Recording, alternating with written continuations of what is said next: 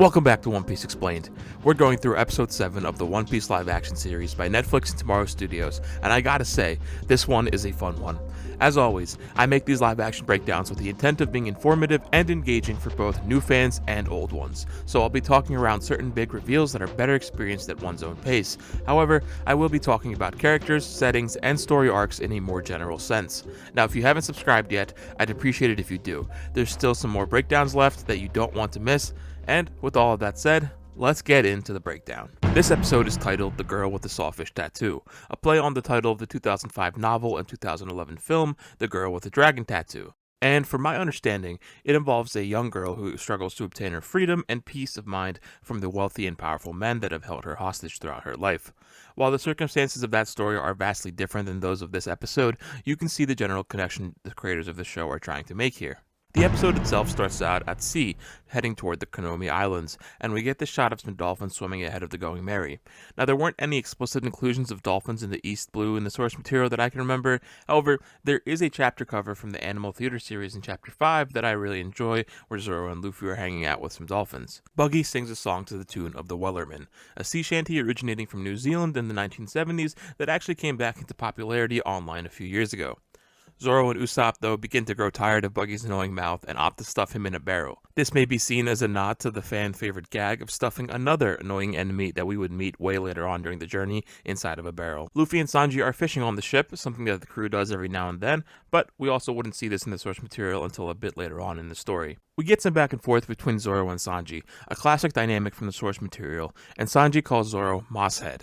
Now, throughout this series, Zoro calls Sanji the waiter, and this dynamic has gotten to the point in the source material where they rarely call each other by their names anymore at all. And up until a point, Zoro has never actually even uttered Sanji's name in the original text. The title card for this episode is themed after Nami, featuring her personal Jolly Roger in the O and the I being replaced with one of her navigational tools.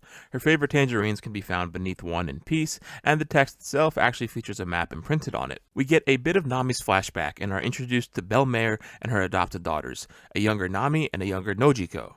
They're playing a card game known as Snap, and you can even spot a tangerine on the back of the playing cards, reinforcing Nami's connection to tangerines, as Belle Mare was a tangerine farmer. These dreams of her childhood, however, are starkly contrasted with the nightmare she currently exists in, as we transition out of the flashback to see her playing a betting game with a deck of cards that features Arlong's teeth in the middle, surrounded by a symbol of the sun that you may notice is tattooed on some of Arlong's crew. I won't go further into detail about this symbol, but on the playing cards, you can make out the design of the Queen, which may be a loose nod to Queen Otohime, the last queen of Fishman Island. She's playing at the table with another fishman who is credited as Hachi, or Angry Fishman, in the credits. Now, this has caused many to think that he is supposed to be an adaptation of Hachi from the source material, who is an octopus fisherman and serves as an opponent for Zoro in the Arlong Park arc. I don't think that he is, and if so, he's only an adaptation in name and not the actual character. In fact, the design for this character is inspired directly from another unnamed fishman on Arlong's crew in the source material. This fishman believes Nami to be cheating, and this scene reminds me a bit of a similar instance that we would see later on during the Jaya arc. There is another fishman inspired by a source material design who is seated right next to Nami with the big head and sunglasses. Now, the random Arlong pirates in the source material have generic enough designs that you could probably match some of them to the ones that we see in this series just off their general shape or features. For example, this guy with a big jaw and arms crossed could be a nod to the fishman that chased Usopp down on his arrival to the village. One of the guys standing behind Chu could be a nod to the fishman who gets knocked out by Luffy's Gum Gum pinwheel with the fin atop his head and the parted light-colored hair. This guy here with the jean jacket could be a nod to one of the fishmen Zoro knocked out when he got to Arlong Park with the distinct cheeks and jaw. But note, he's wearing a shirt that reads Cyber Panda. This is a crazy deep cut. Cyber Panda is an in-universe brand that was first seen worn by Shoujo during the Jaya arc. We would later learn via Volume 27's SBS that Cyber Panda is actually a knockoff of the Doskoi Panda brand that we would see throughout the series. This is an absolutely insane detail that they put in here. I should mention that Nami's outfit here is inspired by her appearance during the Arlong Park arc, as seen on the cover of Volume 9. She walks by a sign reading Ghost Train, and you can make out a figure of a tree with a face. This may be a slight nod towards the tree zombie that the crew would encounter during the Thriller Bark arc, whose official English name is McTreenold. In this adaptation, Arlong Park has been altered from the source material to be styled after an amusement park or carnival. And this is actually a really cool change, because in the source material, we would later find out that Arlong Park was inspired by an amusement park on the Sabaody archipelago that a young Arlong and his friends were not able to enter due to the hatred towards fishmen from the humans. And we've seen glimpses of this social dynamic throughout the last episode with Arlong's dialogue, and there's more of it in these final 2 episodes as well. The fishman lore wasn't really expounded upon in the early part of One Piece due to various storytelling constraints, I'm sure, so it's really cool to see it be worked in here in the live action. Among the prize wall, we can see Buggy's body, but there's also an octopus with a headband that sort of reminds me of the spring octopus that we would meet at the start of the Wano arc, though this could just be a coincidence for sure. Nami walks into the old map room she was forced to work in, and she dusts off a map of the East Blue.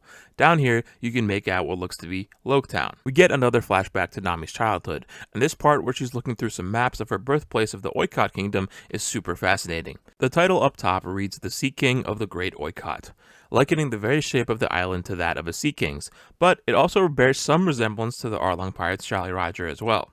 There is a ton of little details that I could probably spend weeks just zooming in and trying to make out, but the big ones, of course, are the presence of the 2 sea beasts at the bottom of the map, one which resembles a sea boar, and another that looks to be a sea cow. In these breakdowns, we've talked about how the sea boar was first depicted in Hachi's cover story, and the sea cow, Momu, was first seen during Arlong Park, so both of these are fitting choices to include here. Over on the borders of the map, though, look to be historic figures and dates, and when she turns the page, we can actually make out the time period that this book was printed. There's this box that may be a record of the various ages of rule that the Okyot Kingdom has gone through, and the final entry looks to read Law of Hybera 1560-something. Now, the last date we had gotten was from the Battle of Ethersburgerstein in episode 3, that was 1542, so this flashback is taking place at least 20 years after that.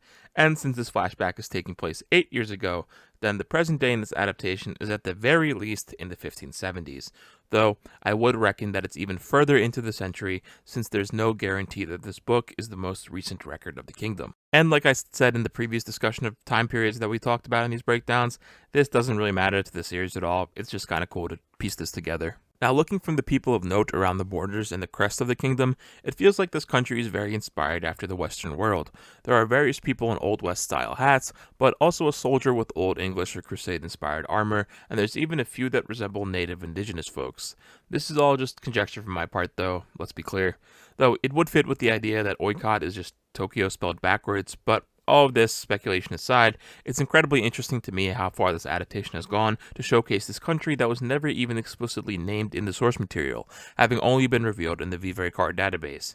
I can't help but wonder if this was an inclusion made by Oda, perhaps as a seed for a future canon plot point. There seems to be some amount of intent here, as we'd find out later in this episode that this is a historical atlas of the East Blue, whereas in the source material, it was simply a book on navigation. But this could all just be nothing and some nice fluff for the series. We'll have to see. Though it almost makes me wonder if the Oykot Kingdom was already depicted in the mainline series in some form outside of Nami's flashback. People have always speculated about this man in this country that was depicted at the start of the Marineford arc, and I'm not saying this is the Oykot Kingdom, but hey, you never know. Inside Belmare's house, you can spot a Marine cap and what may be the rest of her uniform, nodding to her background as a Marine. And in the source material, the significance of the pinwheel was actually from Genzo placing it atop his hat to make a young Nami laugh, whereas here it was something Belmere would make out of tangerines for her children, which also works, but just in a different way. Back in present day, Garp's group arrives at the Baratier, and Helmeppo mentions that his dad used to eat here all the time. Now this is a fun nod to the idea that Marines in the East Blue would visit the Baratier, as we saw in the source material with Lieutenant Fullbody. Over on the Conomi Islands, the Straw Hats arrive, and in the corner, you can make out a bag of grain that looks to be from a milling company on Dawn Island. Luffy's back in his classic outfit with the red vest, and we talked about Zoro's outfit from the source material in the last breakdown, but here we get Usopp in a shirt inspired by his appearance on the cover of Volume 11. So far, we've had every outfit on this cover adapted besides Sanji's. We get another flashback to Nami's backstory, and the Arlong pirates arrive, and I love that they adapted their outfits from their younger days in the source material. We get a brief adaptation of the Genzo Kurobi fight, and as the villagers run away in fear, you can make out a sign that is based on the appearance of the panda shark on the cover of Volume 7. In present day, as the Straw Hats seek out Nojiko to learn more about the situation in the village, Sanji is able to break down the tension with an offer to cook a meal and a bit of smooth talking, which is a pretty great way of showcasing his flirtatious nature as a valuable asset to the crew. Nojiko accepts and says there better be dessert, which is a very fun line with the context of Sanji's final words to Kurobi after defeating him, at least in the Viz edition of the source material. Back at the Bratier, Garp is enjoying his steaks as Kobe and Helmeppo watch, and behind them is a painting that reminds me a lot of the entrance to the Grand Line on Reverse Mountain, if only in shape. Now Zeph pours up a glass of vintage wine from Mikio, the place where Aethersburger Stein was produced, as we talked about in previous breakdowns. And we also get Arlong in full party mode, which may be seen as a departure from the source material, but this is probably what would have happened in the source material the night of Nami's return if the Straw Hats didn't come to save Nami on the same day. And behind the bar are some decorations that some have been saying look to be Ace and the hotel owner from Jaya's Spector, and I'm not entirely sure they could be, but in my opinion they don't really resemble either, especially Spector, who has a different headpiece and mustache altogether, but these could be seen as caricatures or just slight nods to them for sure. We're introduced to Captain Nezumi, a secondary antagonist of the Arlong Park arc, and he mentions pirates raiding Gosa Village. This is likely a nod to what we saw in the source material with the Arlong pirates practically flipping the village upside down. Arlong and Nezumi work out their deal, and Nezumi's poor choice of words insults Arlong. Now in the source material, we wouldn't understand the full scope of fishman-human relations until much later on down the line, when we would learn about the presence of slavery in the world of One Piece. Jinbei, the warlord of the sea, is also brought up. Now this is actually an adaptation of Yosaku bringing up Jinbei on the way to Arlong Park in the source material, as he was named over 400 chapters before his introduction into the main story. Over on the Bratier, Kobe and Helmeppo walk to the bar area, and Helmeppo asks for 2 Mistral shooters in reference to 2 shots of whiskey.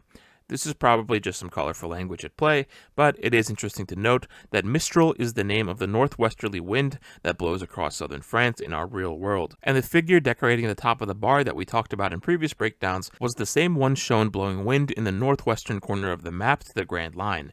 The whiskey used here is the same brand as the one we saw in the previous episodes as well. Garp and Zeph talk about their glory days, and Zeph brings up the last war on Jaya. Jaya is an island on the Grand Line that the Straw Hats would encounter later on during the series. And he also compares Luffy to Gold Roger, which is a very light adaptation of the climax of the Logtown arc, where this potential connection is first made in the source material. Over with the Straw Hats, the captive Buggy asks for some smoked fish. This could be seen as a slight nod to his meal during his cover story, which this whole arc with Buggy is a very, very light adaptation of. While the majority of Nami's flashback is adapted, there are a few beats that get abbreviated. However, I do like that they recreated the iconic scene toward the end where they prepare for the march on Arlong Park. Not only that, they even recreated this layout of the crew nearly 1-to-1. And finally, we get some new credits maps, with one featuring the Conomi Islands, surrounded by stacks of berry. And to the right, you can spot a cute drawing of Momu, the Arlong Pirates' pet sea cow from the source material. This next map is pretty interesting. We have the Conomi Islands as a whole, with Gosa Village marked as well as Cocoa Village, and this is somewhat of an adaptation of the map we saw in the source material of the coast of the islands, but more interestingly, we get Koja Island featured. In the source material, without getting too much into spoilers, this was the island in the East Blue that Germa 66 attacked over a decade ago, and it was translated with a K and a J in the Viz edition, but the live action seems to have used a C and a Z. Talking about the significance of this would be pretty big spoilers, so I'm not going to go too in depth, but it is very fun and interesting to see this here. We get this detailed map of Cocoa Village, and we finish with a slightly more complete map of the entire East Blue. And that's about it for all the big things that I wanted to bring up in this episode. Pretty wide range of Easter eggs and details in this one. You gotta love the attention to detail they had when making this show. As always, if there's anything that you spotted or want to talk more about in detail, I'd love to read about it in the comments. We've got one more episode to go through, and I can't wait to talk about it. If you haven't yet subscribed, I'd appreciate it very much. Thank you so much for watching, stay safe, and I hope to see you in the next one.